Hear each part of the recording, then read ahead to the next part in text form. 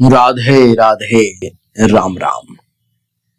देवी और सज्जनों, आज के इस वीडियो में मैं डॉक्टर राजा मिश्रा आपको बताने जा रहा हूं ई नाम वालों के लिए। ई नाम वालों के लिए कैसा रहने वाला है 2026 का समय। इसमें 4 ग्रहों की चर्चा मैं करूंगा, राहु, केतु, शनि और गुरु। ये 4 ग्रह बहुत ही महत्वपूर्ण है। वार्षिक राशिफल में इनका बहुत ही महत्वपूर्ण रोल है। देवी और सज्जनों, सबसे पहले यहाँ पर देखें 2026 का राशिफल है। ये ई नाम वालों के लिए है। नहीं, जैसे ई से किसी का नाम इंद्र है, इंद्रेश है, इंद्राणी है। ई से और भी बहुत सारे नाम होंगे। आपका अगर ई से नाम है तो कमेंट में हमें बताएं कि आपका क्या नाम है, ताकि मुझे पता चल सके।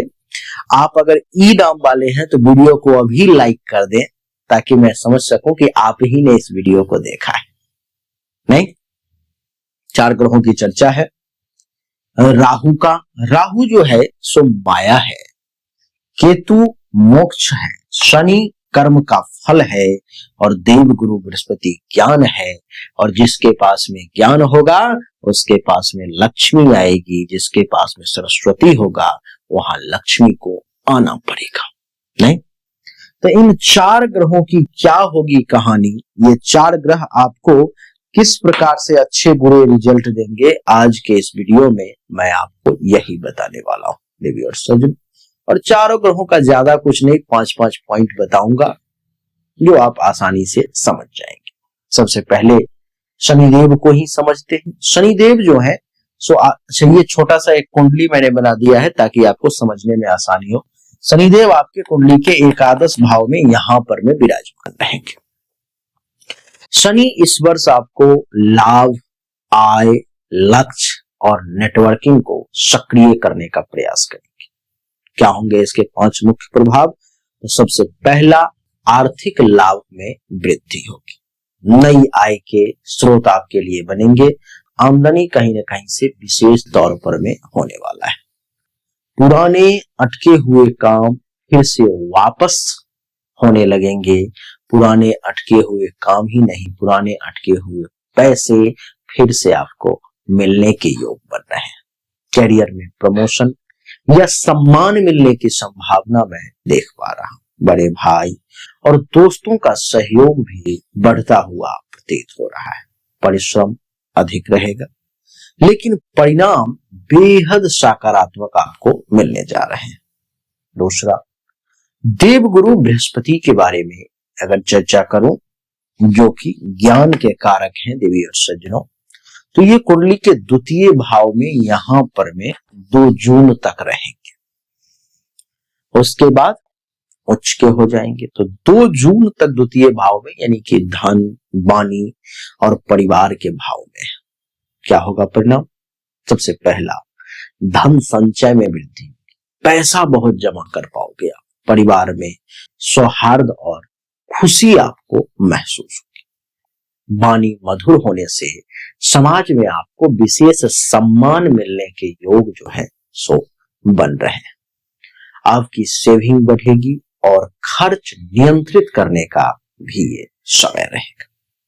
खाने पीने, गहने, जमीन या बैंक बैलेंस में इस वर्ष में बढ़ोतरी होने के योग देवगुरु बृहस्पति आपके लिए बना रहे हैं। 2 जून के बाद जब ये तृतीय भाव में यहां पर में उच्च के हो जाएंगे कर्क राशि में, तो क्या होगा? सबसे पहला कि बहुत बढ़िया साहस आ जाएगा, आत्मविश्वास और निर्णय क्षमता तो कमाल की होने वाली है आपकी। व्यापार और जॉब में जोखिम बहुत नहीं रहेगा, लेकिन लाभ बड़ा मिलेगा। देवी और सज्जनों, भाई बहनों का सहयोग और उनसे भी विशेष लाभ का योग ये देवगुरु बृहस्पति आपके लिए 2 जून के बाद बना रहे हैं। कम्युनिकेशन, मीडिया और मार्केटिंग वालों को बड़ा फायदा मिलने के योग है। यात्राएं लाभदायक होंगी। नई डील और कॉन्ट्रैक्ट्स आपके सामने आ सकते हैं, कुछ नए डील हो सकते हैं, कुछ नई कॉन्ट्रैक्ट्स बन सकती है जो आपको देखने। बात राहु देवता की करें जो माया है, तो आपके कुंडली के 10वें भाव में यहां पर वे रहेंगे। 10वां भाव कर्म का भाव, कैरियर का भाव है। देवी सज्जनों, कर्म और कैरियर ये दोनों एक दूसरे के पूरक हैं। पहला परिणाम क्या होगा कि कैरियर में अचानक से बदलाव या कोई बहुत बड़ा अवसर आपको मिल सकता है। विदेश से जुड़े कामों में आपको लाभ मिलने के योग है। ऑफिस की राजनीति बढ़ सकती है, सावधानी पूरी बना करके रखें, सावधानी बहुत जरूरी है। टेक्नोलॉजी, ऑनलाइन काम, सोशल मीडिया में सफलता, ये सब मिलने के योग इस वर्ष आपके लिए राहु देवता बना रहे हैं। नई जिम्मेदारियां और तेज गति से कामकाज होता हुआ भी मैं देख पा रहा हूं।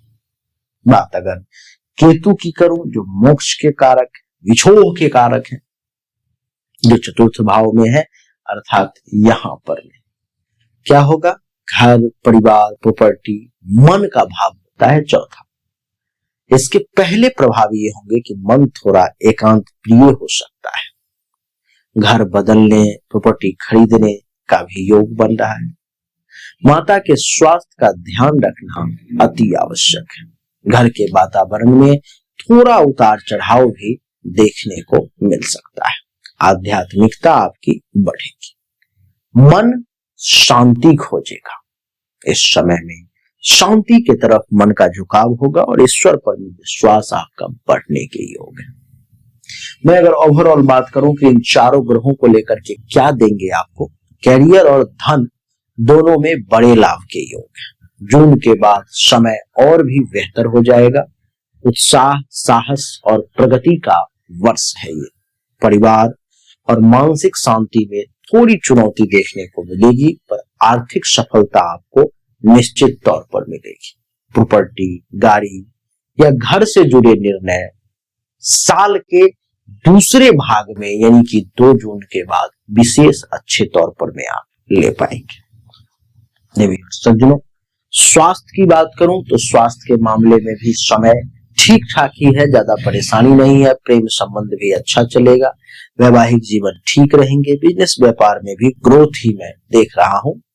जॉब में प्रमोशन मिलने के योग हैं और विद्यार्थी वर्ग के लोगों के लिए भी बहुत बेहतरीन समय है। तो यही था ई नाम वालों के लिए 2026 की कहानी, जो बहुत संक्षिप्त में हमने आपको बताने का प्रयास किया।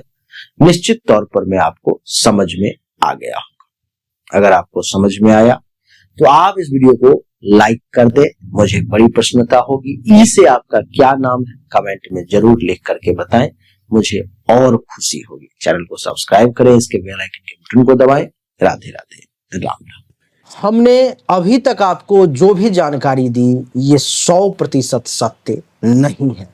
फिर से सुने, 100% सत्य नहीं है। आपने बिल्कुल सही सुना है। ऐसा मैं क्यों कह रहा हूं? क्योंकि अभी तक जो हमने आपको बताया ये एक सामान्य राशिफल है, विशेष नहीं है।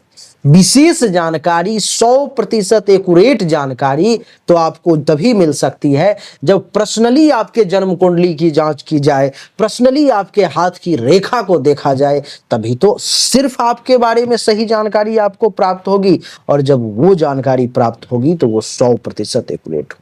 आपको जानना चाहिए, अगर आपको परिश्रम ज्यादा करना पड़ रहा है लेकिन परिणाम नहीं मिल पा रहे हैं, आपको भाग्य का साथ नहीं मिल पा रहा है, जिस पोजीशन पर आपको होना चाहिए उस पोजीशन पर आपसे पहले कोई और पहुंच जा रहा है, इसका अर्थ है कि भाग्य का साथ नहीं मिल रहा है, भाग्य के देवता की स्थिति कुंडली में गलत है, उसको ठीक करने की जरूरत है। दूसरा, अगर आप बहुत परिश्रम कर रहे हो, आमदनी के कई सोर्स को तलाशने की कोशिश कर रहे हो, लेकिन आमदनी बहुत ज्यादा कर नहीं पा रहे हो जितनी इच्छा है, जितनी कोशिश है, तो चेक करने की जरूरत है कि आमदनी के जो देवता हैं उनकी क्या स्थिति है कुंडली में, आखिर आमदनी क्यों नहीं बढ़ पा रही।